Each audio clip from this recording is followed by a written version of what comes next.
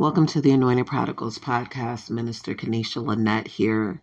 Today's episode, we're talking about self-imprisonment part 2 and healing. For those of you who have been a part of the podcast community, thank you so much for continuing to be a part of it. And I'm hoping it has been a blessing to you. And for those of you who are new, welcome. Make sure to check out the other episodes and just spread the word, share it for someone who may need to hear the message. The Anointed Prodigals podcast is literally what it sounds like. It's for those of us who are the outcasts of society. A vision for the lost, a voice for those who are not heard. And so that's literally what it's about. It's with the core of Christ. And so that is the summary of it. And it is also part of the ministry, the Marketplace Ministry, hashtag Chasing God Movement Ministries. So make sure to check out the website at S.Q.S community.com. And so I'm going to just dive into the episode because I have all kiddos with me today. Can you say it is summer vacation without saying it's summer vacation? All right, so self-imprisonment, part 2, and healing. So when there's the first one, self-imprisonment, that's already on the channel here. But self-imprisonment, what I was talking about is creating a prison for yourself. Like you stay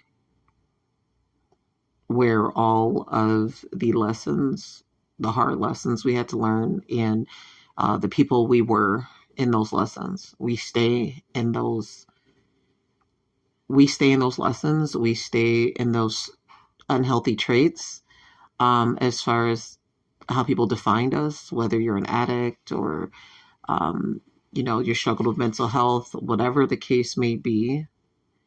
That's what we're talking about with self-imprisonment. However people viewed you, especially if it was in the past, like that's what we're talking about with self-imprisonment. And not to mention a lot of us that have carried these roles and burdens, we continue. And so when I say that, we carry the burdens that were never ours to carry. We define ourselves because of the things that we've been through. Whether it was in a good light or not, or a struggle, or just, a season of struggle. People tend to view you based on the things you struggle with. They define you based on those things. And we naturally do the same thing. After a while, we end up defining ourselves in those moments. So self-imprisonment, literally what it sounds like is we're able to leave, but we're choosing to stay. Reminds me of, like in the Bible, when the Israelites, because I'm so bad with my words, guys, certain words, since my sobriety. So I apologize. My apologies if I didn't say that correctly. But when they were freed and they wanted to go back, or they acted like they weren't free, like they weren't slaves anymore. And imprisonment is literally that. Like when it really comes down to an example of that, and what I'm talking about, that is an example of it. Exodus, make sure to check it out. The book of Exodus.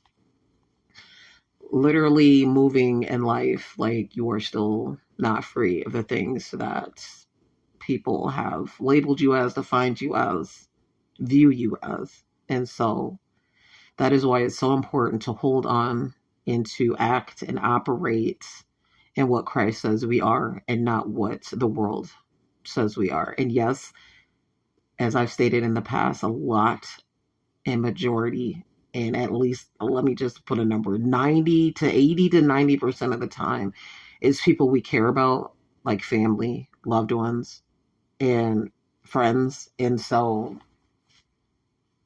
when it's that type of hard pill to swallow, those are the people that are defining you, or putting you in that box, or putting you in that prison. You agree, you're creating that. They're saying it, but you're tagging on to it. You're piggybacking off of it. And so breaking that, that's part of my assignment as well. with the marketplace ministry is helping people get out of that and break out of that and truly identifying who God says we are and operate, in those things once we recognize the things that are holding us back in a lot of areas. And as someone who is still going through that and is considered the messy middle, in my healing and in who I'm becoming, it is not fun. It's not fun staying in that space, and 1 minute you're out, the next minute you put yourself back in. And I seem like I do that. This is why this is a part two. I get out and then I put myself and then I go right back in there. And I let people tell me, what I'm capable of, and am I really that person? Can I really handle these things? And keep forgetting, like, well, wait, I can do all things through Christ. Like Christ says, I am these things, regardless of what, these people are saying. God says, I can do all things through him who gives me strength. God says, I am wonderfully and fearfully made. God says, I am forgiven. God says, I'm redeemed. God says, I am protected by him. God says, I am a part of something important. God says that I'm rescued. I'm understood, I'm loved, I'm beautiful, I'm blessed, I am strong, I'm accepted, I'm chosen, I'm forgiven. But have we forgiven ourselves? That's where I seem to I seem to just be locked key, just sitting there on a life sentence. It's hard to forgive yourself when your loved ones had to pay the consequences based on your choices and who you were. And it continues to play out, at least for me. It continues to play out in the present. And it is a hard pill to swallow. And God has already forgiven me. I'm not even the person that I was when all this happened. But because these people, and sometimes these people will come up again in the present and will challenge you and will challenge the former version of you. And sometimes that former version slips out and you be wanting to do things you ain't supposed to do. Wait, we ain't gonna go there. But anyways, there's another episode. But the point is, there's people that push the buttons, all the wrong buttons, regardless of where you're at in your relationship with Christ or how much you have grown. People can still push buttons. We're still human. And the point is to know and to stand on what God says, not what others say. And even though you had a season, we had a season where it didn't look good and we did not look good to others, and people decided to define us by those things, by our actions at the time, does not mean that is who we are. That is an action, that was a season, and those were habits, and those were trauma, and those were hurts that were not resolved, weren't even recognized at the time. It does not define who you are, who we are. And that is something God is still trying to break through in me, because it does keep us stagnant. When we stay in that prison, clearly we can't move forward. We can't level up like he wants and needs us to, because we are stuck on what we have done and what people continue to remind us of what we've done. And then don't get me started on the people that create stories, and you are the villain in that story, and there's loved ones connected to that, and children, in this case, are caught in the middle, and that is not okay. I've always been a fan, even when I wasn't sober, accountability. Even when I'm not sober, people be like, "You, girl, you're hard on yourself." No, I'm taking accountability. I messed up. I did things I wasn't supposed to do. I was impulsive. I didn't know how to cope. I didn't know how to heal. I didn't know what I was doing. I was just trying to live. And people create narratives, and then your loved ones are affected by that, and then they view you that way. And that's like hell on earth, especially if it's your children. And I'm telling you, from one parent to another, that I get it. because a lot of people don't understand that. A lot of people have not experienced that. But not having your children or losing your children, whether it's death or by another parent or by the state, any of that is like a form of death, especially when it was not a situation for your children to be removed or be taken from you.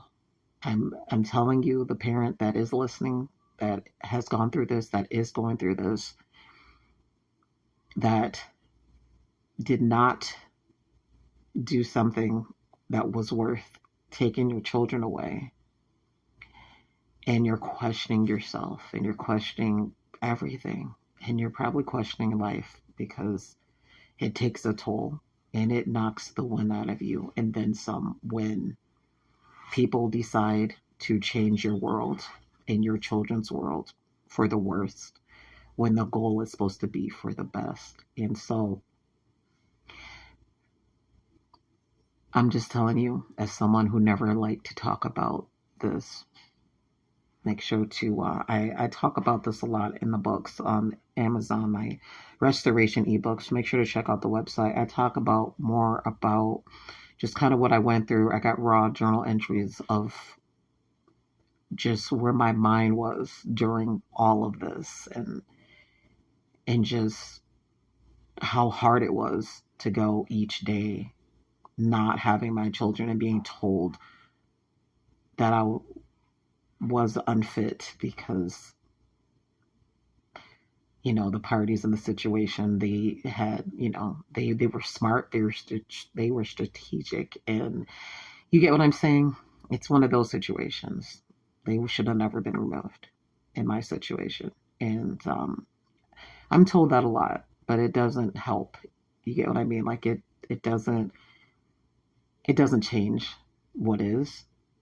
But God blessed me with 3 more children, and they are amazing. And I question all the time, like, why, why, like I'm still trying to understand what happened with, with everything else, before this happened. Like, I'm still trying to comprehend this. I'm still trying to like grasp onto this. I'm still trying to like heal, so to speak, from it. But it was the choices I made that landed me where I'm at now with my 3 children I have now and the children I do not have. So again, this is something I don't like to talk about.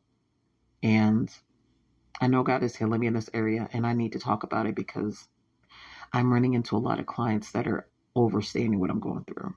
And it is not like how it used to be. You're the mom, you automatically don't get your kids taken away. Oh, wait, that's not true. People just don't care no more. And people are strategic and work together. And again, this isn't just me. I have witnessed this as well from former friendships that went through this, that I never thought that would happen.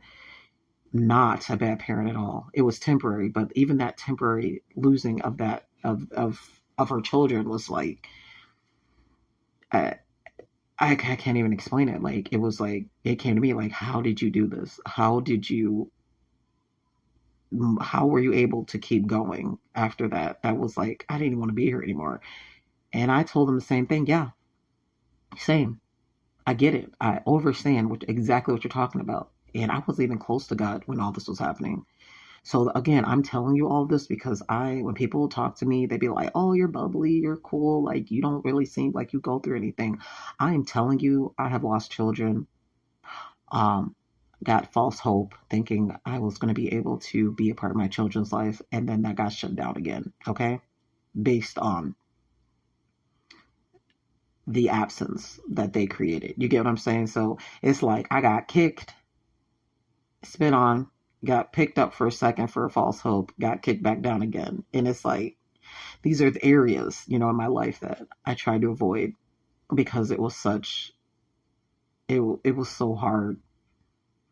It was such a big part of my life that I still can't believe it happened. And, that's why I wasn't even sober. And so a lot of it, I block out. I block out of it. I blacked out a lot too, just in that process, because it was just, with alcohol and drugs and stuff, like it was too much, it was too heavy. So when I tell you that I overstand when I work with you. You know what I'm saying? When I work with clients and look at the things like that, and they be like, "Oh, you seem fine." Let me tell you, even as I'm going through what I'm going through right now, God has revealed to me many times, and I'm still surprised. He reveals to me every time that He has given me the gift of joy, even as I'm going through what I'm going through right now. Because, guys, when I'm telling you I'm going through it, I'm going through it.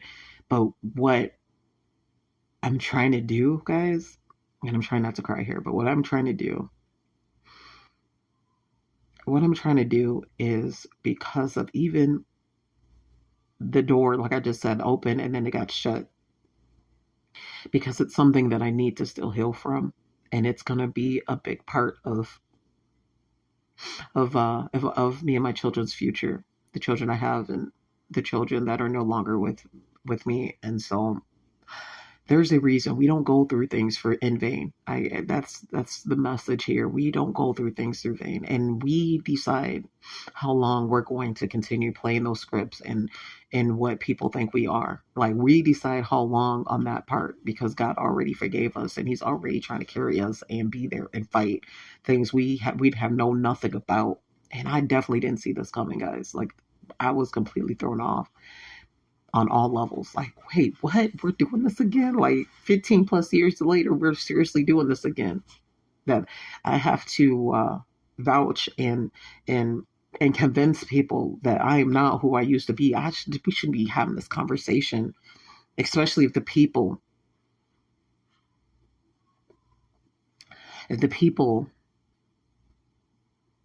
took my children to begin with did harm to these same people did harm to my children, and then you still questioning who that parent is. You get what I'm saying? Like, that happens. Not just in my situation, that happens a lot.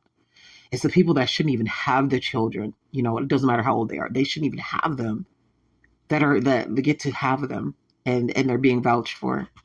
And I sit here and I'm like, I don't understand. That can break anybody. I'm sitting here like, how is this happening?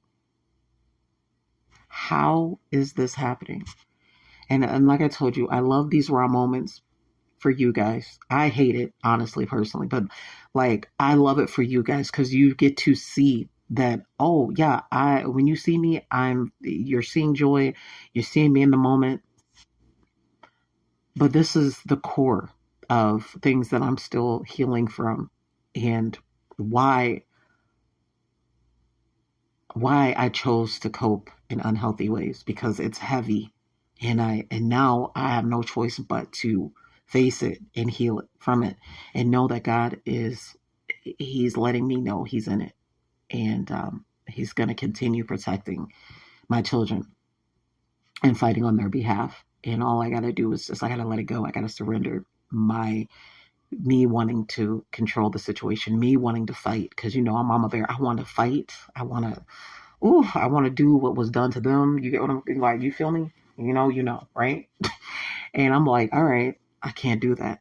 And that's not, is that what Jesus would do? No. Vengeance is His. And that's literally what I have to do. So I'm telling you, when I say I understand and I overstand the people that are struggling right now when it comes to losing families and children and losing yourself because people view you in that season where you were lost, when someone should have been helping and praying and help fighting with you, not judging you and defining you based in those seasons. I'm telling you,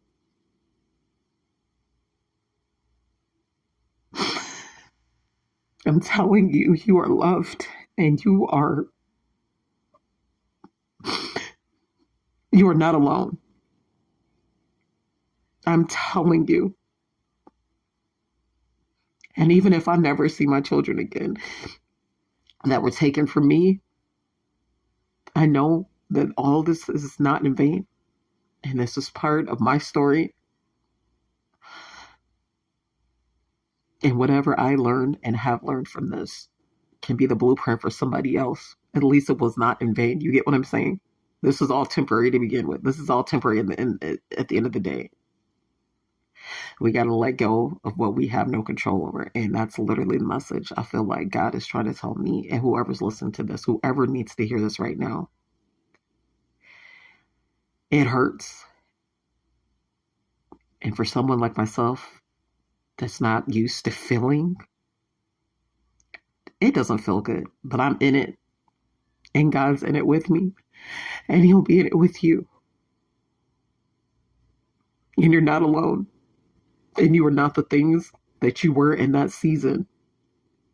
And you were loved and you were fearfully and wonderfully made. And you are forgiven and you are strong and you are protected and you are understood. And you are part of something important and you are a citizen of heaven. And don't let anyone, including the enemy that uses these people, because that's what's happening. It's the enemy. It's not the people. It's the enemy trying to do everything he can to get you to go back to who you were. That started all of what is your life and what is your trials and what is the thing you struggle with. He's trying to get you back to that. So I'm telling you right now, as someone that's going through it, don't let the enemy win. And you keep fighting and you keep holding on, because God's going to fight on your behalf, and He's going to give you the strength and the courage and the endurance to keep going. You just got to let go. And it's hard.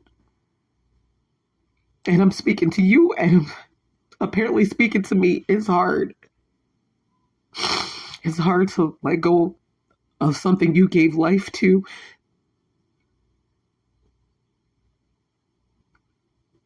But that's what Christ did for us. He gave up His life for us. And that is real love, sacrificial love. That is love.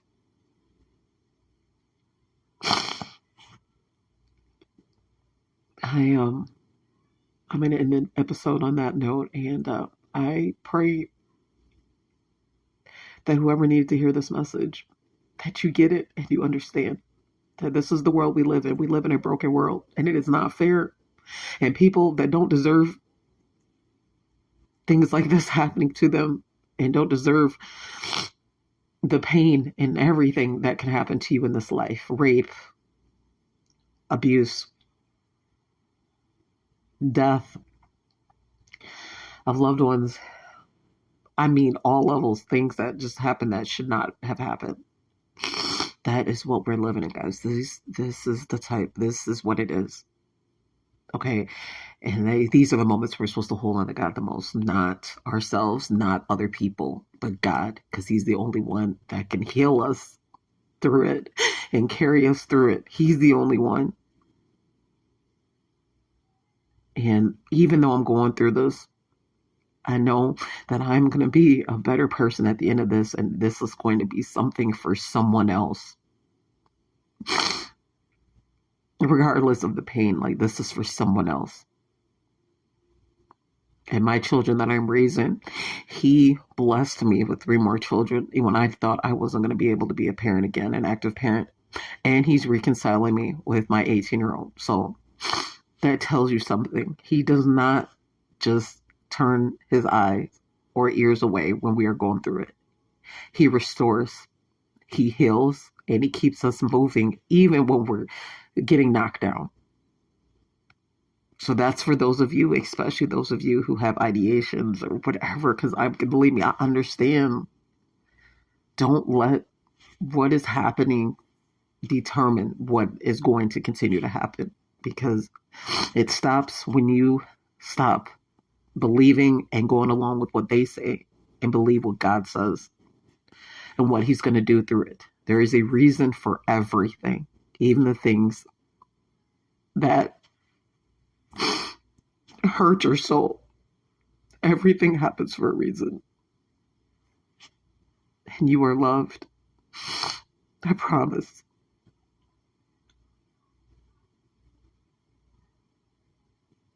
Until next time.